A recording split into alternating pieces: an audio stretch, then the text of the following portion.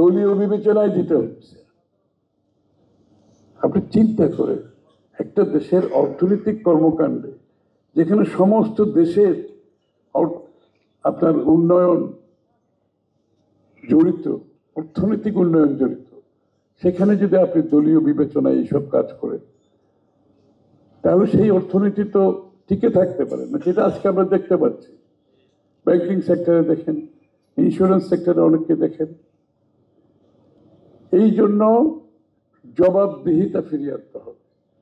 যেমন সরকারের জবাবদিহিতা ফিরিয়ে আনতে হবে, নির্বাচিত সরকারের মাধ্যমে আপনার কোম্পানিগুলোতেও জবাবদিহিতা আনতে হবে, অ্যাকাউন্টেবিলিটি থাকতে হবে।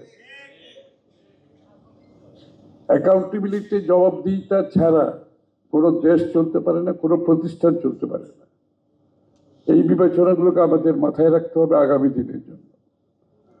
পপুলার ইন্স্যুরেন্স কোম্পানি আমি আগেও বলেছি, আমরা এটা শুধু ইন্স্যুরেন্স আর ব্যাংকের মধ্যে না, আপনি ইউনিভার্সিটিগুলো থেকে টাকা লুটপাট করেন, প্রাইভেট ইউনিভার্সিটি